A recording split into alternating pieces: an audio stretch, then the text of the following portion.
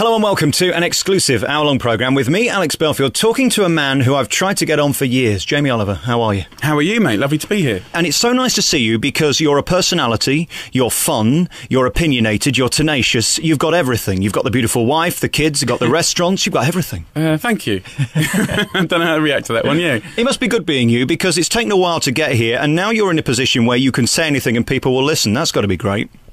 Yeah, it is, and it's also an awful weight, a strength and a weakness, as I always say. Biggest strength, biggest weakness, and I think it's something I try and use. I try not to say anything unless I feel it really needs to be said, and hope and pray that if I do it properly and clearly and fairly, then the British public will somehow be touched and be involved in whichever way was relevant. And certainly with school dinners and Jamie's foul dinners with the chickens, the public have always answered in an incredibly strong, powerful way. I think it's the fact that they grew to love you with your cheeky, chappy character. It's given you a great platform now to kind of pick and choose your causes, isn't it?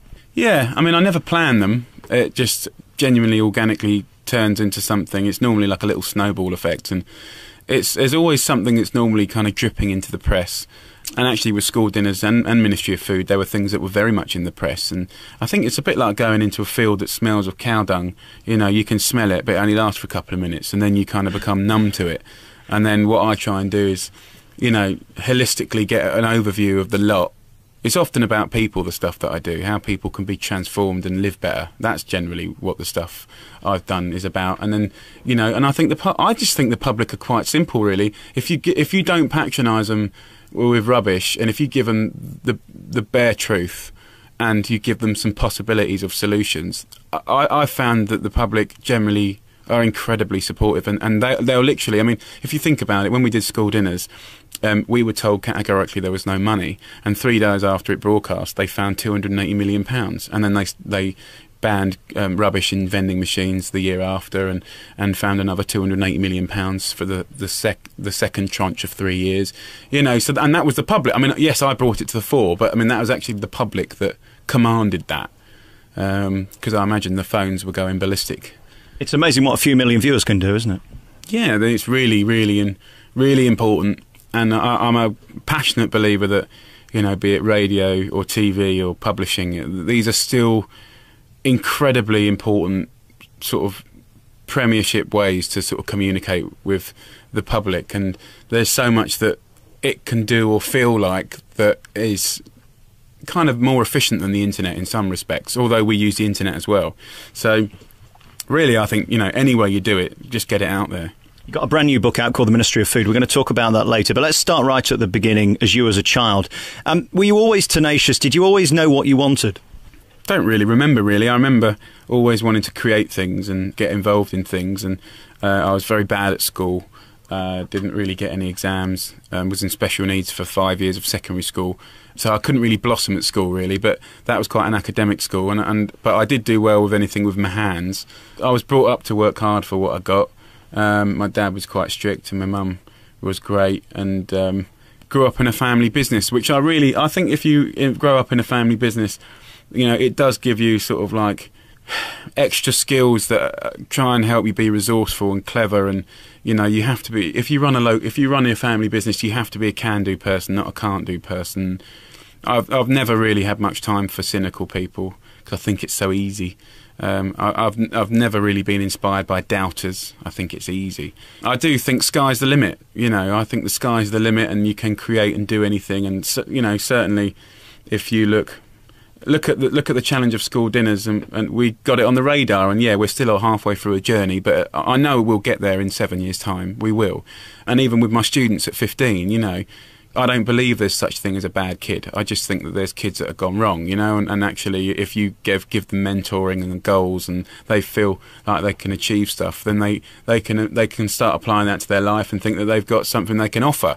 And you know, I'm in a really exciting time now, 7 years after 15 was created. We're in 4 countries now, sorry, 3 countries and 4 restaurants, and I just actually employed one of our second-year students and appointed him as sous chef in Kingston restaurant. And sous chef is second in command. But actually, the sous chef's the one that does all the real graft. You know, the head chef does more organising and management. So, you know, to be able to do that in 5 years is great, you know. And I think, yeah, I have a funny way of looking at stuff. Jamie's world. It's a funny place. All right, we're going to come back next and talk more about your life and career and whether you actually ever see a proper restaurant these days, because you're so busy being showbiz doing things like this, if you can call this show business. We'll be back next with Jamie Oliver on your favourite local radio station. We're back on your favourite local radio station. It's Alex Belfield talking to Jamie Oliver today. Just going back to your school years, did they try and encourage you to be better, or did they just sweep you to the side? No, I went into special needs classes, which is about 4 kids that went up, had special extra classes and stuff. And yeah, my teachers were lovely. But I don't think that we were as strategically as advanced as we are now. I think we're much better at it now.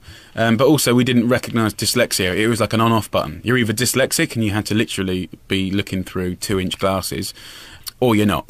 And I think, you know, now we know that there's many forms of it, and I don't think I'm deeply held back by dyslexia, but I mean, undoubtedly I've got it. But you know, I think I was given all the support for the time.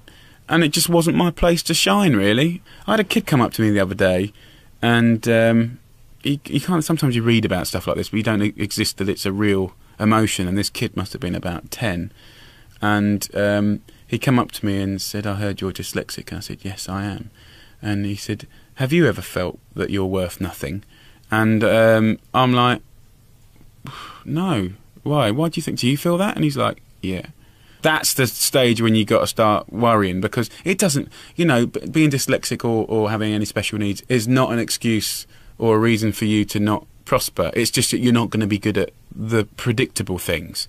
But, you know, I mean, there's wonderful people in business and architecture and art and music that have had learning difficulties. But I think what that kid was tapping into is that every single one of us need to feel like we're good at something. Otherwise, we feel like you know, and he obviously did. So I had a little pep talk with him anyway for sort of 10 minutes, and hopefully it made a difference. I told him to come and see me when he was 16. I said, "I'll give you a job." Really what I'm talking about is self-esteem, and that, you know, that can be relevant to anyone, regardless of dyslexia or not, really. But, you know, we all need a pat on the back every now and again, don't you? And it's like, you know, half the time I do these Ministry of Food things, there are days, weeks and months when I feel physically sick every day, wondering what my mouth has got me in trouble for this time. I think deep down you can do these things that cause debate and problems if truly you feel that you're being honest and clear and fair, and that there's a genuine reason for expressing it. And I do. So therefore I hold my head high and I'm take anything you give me. And you mentioned earlier the family business. Do you think that's where you got your encouragement from, the fact that it was a team game, and if you didn't pull your weight, it could go under and then you wouldn't have a home to live in, let alone a business to pay for your lifestyle? Certainly that was the emotions that my dad taught to me, and my mum, and, you know, whether it was cleaning the toilets or mopping the brass, polishing the brass, or picking up fag butts from out the front, changing the glasses, washing up, dishwashing, cleaning out the chimney, cleaning out the bins, sweeping the car park, breaking up the boxes and burning them, go to the market, fish market. I mean, you know, my old man was a taskmaster, but I think, you know, the point that he used to make is, like, you know, you're never above doing anything, you know. And actually all the best bosses that I've ever worked for have been the ones that taught through showing, not just saying. And you know, that was my dad, and Rose Gray and Ruth Rogers, Gennaro. You know, they wouldn't just tell you to clean the floor or under the sink where all the crap gathers. You know, they'd actually do it and say, "Do it like that." You know, you got to be shown, haven't you? All right, coming up next, we'll find out the first time you got in contact with a carrot and a cabbage and decided to cook something. We'll do it next on your favourite local radio station. We're back on your favourite local radio station with Jamie Oliver. We found out about the school years. Maybe they didn't go as well as they could have, but then you found food. The cleaning stuff probably wasn't that enjoyable nor glamorous, but then you went into the kitchens and you discovered the art of cooking. Is that right? Yeah, I mean, about 8 I started cooking in the kitchen with the boys. It just felt like quite a physical place where the banter was. It was quite physical, smells. You know, I wouldn't say I fell in love with food, but I fell in love with being one of the boys and being able to use a knife and be able to cook. And I did that as my weekend and summer holiday jobs for pocket money. And, you know, I think I got quite good quite quick, and I think I don't say that in a bullshit way. It's just that kids are good at stuff. Kids are really good at stuff, and you look what they can do, dancing or on a BMX or do you know what I mean? Or football and stuff. I mean, they're incredible, and it's no different in cooking. I mean, and I use a knife as good now as I did when I was 12. But yeah, I kind of wangled my way into the kitchen from the wash up.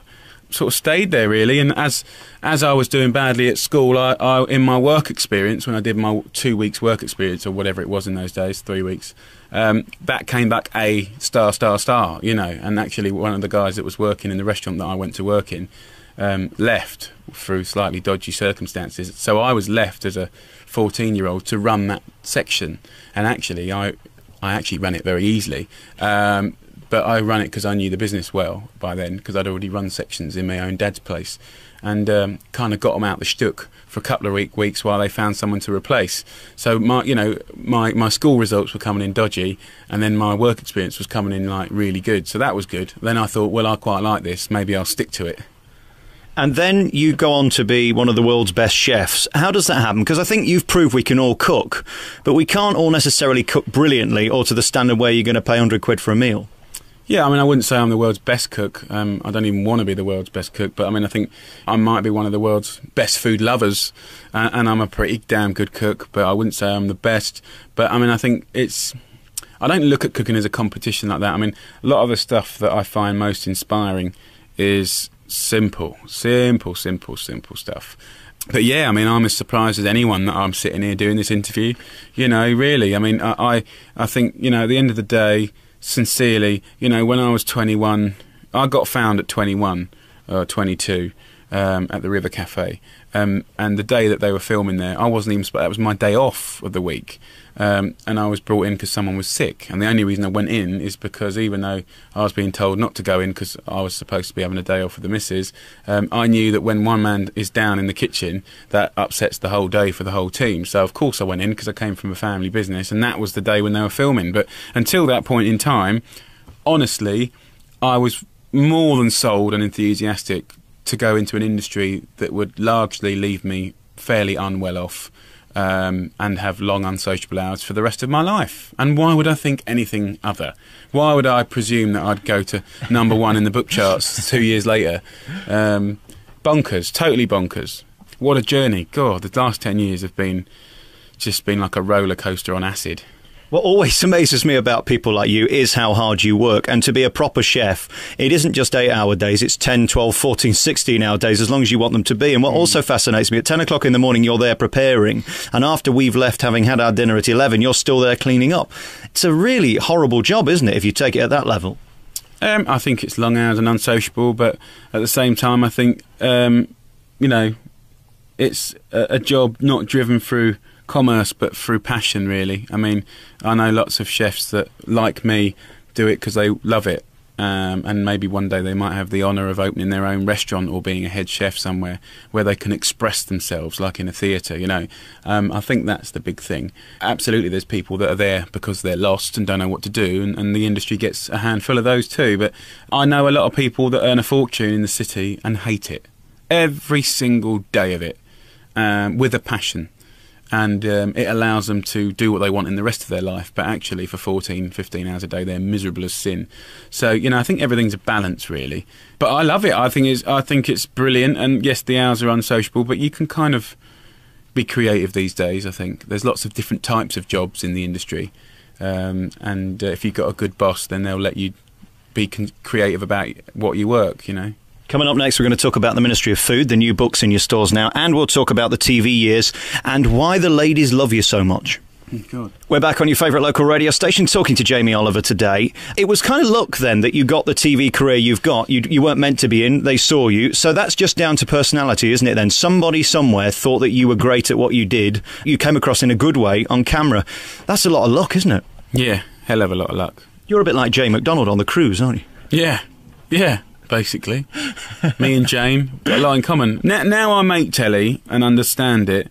I think that I can see why I was picked up now, because basically in 3 minutes I'd express quite a quick recipe very clearly, as well as being busy in the phonetics of a busy restaurant, you know. And I think, you know, the lessons to be learnt there is like, you know, it's quite easy to do a cooking recipe to camera and for it to go on for hours, and then once you edit it, it's still hours long, you know. So I can kind of see now why they picked up on it. I mean, in actual fact, it went out on the night when I was working as well, so I never saw it. And the next day, the phone started ringing, but they were largely from internal calls taking the mickey, pretending to be the BBC and stuff. And then about 1 o'clock that day, the calls really did start from real people from, I think it was Granada in those days. I think the Beeb was in there. There was a couple of independents in there as well. So I had 4 people phone me up that day, and I told them all to shove their own head up their backsides. And I was more than rude because I thought it was my mates at work. And I'll never forget. And I spoke to a guy called Stephen Serby, who worked for Optimum Television in those days. I think he's at BBC Bristol now. And he was being all lovely and polite. And I told him to shove it. And he mentioned the word commission and pilot. And then I realised that I'd make a grave mistake. And I continued to grovel and apologise. But yeah, it all happened pretty quick. I mean, by the time I was 23, we had a best-selling book and a TV show that was getting, you know, 4 to 5.5 million viewers on BBC Two. Yeah, Gordon Bennett. You know, it was mental. And how have you managed to keep your feet on the ground? I think it's so admirable that you don't do the lads' mags and all that rubbish and be seen kicked out of pubs on your backside. Is it because in those days in the beginning you were too busy to be showbiz? I think my work effort has never changed since whether I was on telly or not. I've always worked the same sort of hours, 18 hours a day, worked as hard. Don't know, really. I think, you know, I've got good friends and family. I'd like to think I'm reasonably predictable, possibly even a bit well-behaved. I could probably do with being a bit less well-behaved, really. But most importantly, you know, I think, you know, what I've tried to build up over 10 years is trust, really. And there's nothing sexy about doing anything apart from important, fair work, really. So that's kind of why things like Jamie's Kitchen with 15 and school dinners and Ministry of Food, I think, you know, they were never intended. You know, at points in time I felt they were important to express, and I still stand by that now. And going back to the school days, how did you feel knowing that suddenly you'd become the star and you'd created something, regardless of how big that was? You were successful. No, I mean, I think when you get out into the big wide world, relentlessness is what's required to go beyond your wildest dream. And I truly believe, you know, I know there's people that don't like me, and I know there's people that do like me because in a funny way, my relationship through books, I think books is quite an interesting one. Like, to flog a book's quite hard. I think it's a tough industry, and for people to pick it up and trust it is something to be, you know, worth protecting, I think. And really importantly, being honest and a good person, I think, has been the sort of cornerstone of what I've tried to do for 10 years, really, because in my game there's a lot of horrible people, and I've seen them build up and become amazing based on being quite rough and horrible. And actually, when it comes to coming down, those people aren't there to catch you. And I think, you know, that it's never one person that does great stuff. And I can honestly say, like, all the great things that I've ever done, I could never have done on my own. I've got an office and gang of people that work as relentlessly and for me, but also for things they feel are important, really. I think I'm in good company. You know, I think that's the key, working with good people. You know, that's just absolutely... I think I try and think quite long term as well. I mean, I think, you know, things like, I mean, think about school dinners. I mean, I knew it would take, and I said on the programme it would take 13 years to fix it. And I think that's still about right. And we're reasonably on track. But, I mean, we could be doing better. But we're pretty much on track. But it's just funny, isn't it, really? I mean, I think it's good times, really. But still freaky. I'm only just starting to pinch myself, actually, 10 years down the line. I tell you when I realised you'd made it, and this might seem nothing to you, but I was over in New York last November, and there you were on David Letterman, making him laugh and doing your shtick with his shtick. And it was just so funny and original, and it really took me back to those original days of what you did on BBC Two, which was the refreshing something new Jamie Oliver. How does it feel for you when you're being flown out there to appear nationally in America because they love you? Well, it's a massive compliment. You know, I think the bigger compliment is... basically, whenever I'm in New York, I can go on the show. I've been on there 9 times now, which is basically once a year for the last 9 years. I mean, we talk to each other like friends now rather than guests, host and presenter or whatever. And it's the same for Jay Leno and the same for Oprah and Martha. And I think, you know, what they don't want is someone that's duff and can't express on telly. So, you know, I go there, I do my job, I try and do it really, really well. and hope for the best. And they kind of quite like the British lingo and stuff. But my heart's here in Great Britain. Really, I mean, deeply passionate and patriotic. I am. I think we've got a great country here. So that's kind of, the fact that I love it is partly the reason why I've always done these slightly controversial programmes that don't necessarily please everyone. Just got to do your job, really. All right, we'll come back next with our remaining moments. And me, Graham wants to know, why does he need to use the F word? We'll be asking that question next to Jamie Oliver. We're back with our remaining moments with Jamie Oliver. I want to talk to you just about the TV thing again, especially when you're live or doing an Oprah or something like that. She's a big fan of yours. I saw that programme on Diva TV or something, and it's probably the most watched programme in America, and certainly if you're on there, you've made it. How do you deal with the fact that so many people are watching and it's so high profile and it's as big as you can get? Try not to think about it, really. In the early days, I used to get nervous like everyone else and throw up and myself and everything. But after a while of doing that, you get fed up with it. And I did. I used to throw up all the time, through nerves, butterflies. I did it for about a year. If you look at all my original appearances, every presenter will say he's feeling a bit under the weather this morning, but he's here anyway, Jamie Oliver. And it was just like, I got so fed up with being nervous, to the point now where I don't care. Actually, the only person that's made me nervous in 10 years is Oprah, because she's just operating on a different level. I mean, she's an incredible bird. Incredible bird? Yeah, she's amazing. And she's bigger than the President of America, let's be honest. Oh, God, yeah, definitely. I spent 8 weeks with her last year, and I just think that, sometimes, there's people that just work on a different level, and I think that often it's hard to relate as a normal person to someone on that level. I just think she's interesting because she don't have to do what she has to do. She could have retired 30 years ago, but she kind of feels like she's happy to retire when someone's going to replace her with the same values. And I think I found my time with her utterly inspiring.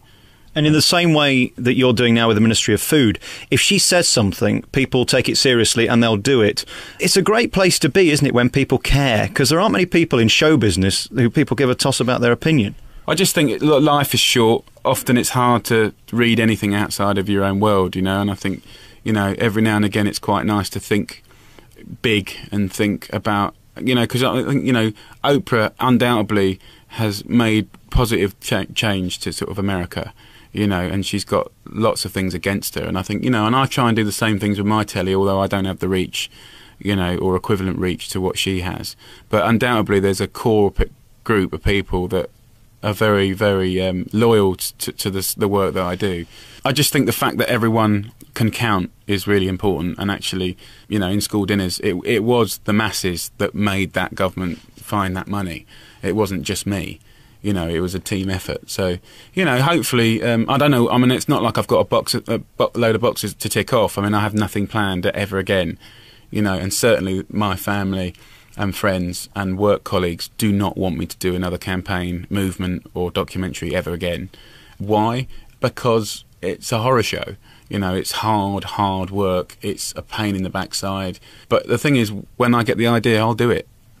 When we did school dinners, the whole office shut down and became involved as central office of school dinners. Everyone, from the accountants to HR to the reception, we were all involved in school dinners, and they had no choice because I was the boss.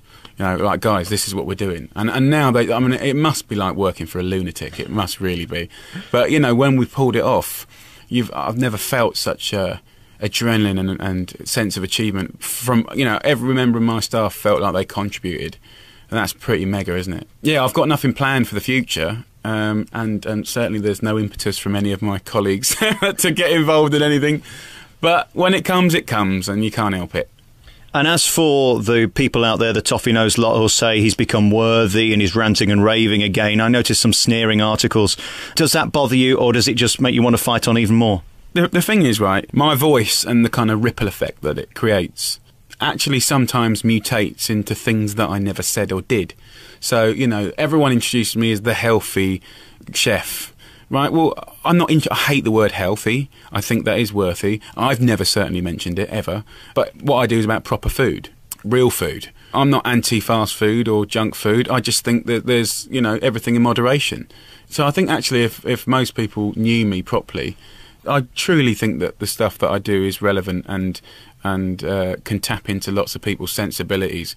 But the thing is, obviously, once it's been passed down the Chinese whispers a couple of times, you know, people think that I am worthy, blah, blah, blah. I don't know. You know, I don't do these things for, like, critical acclaim.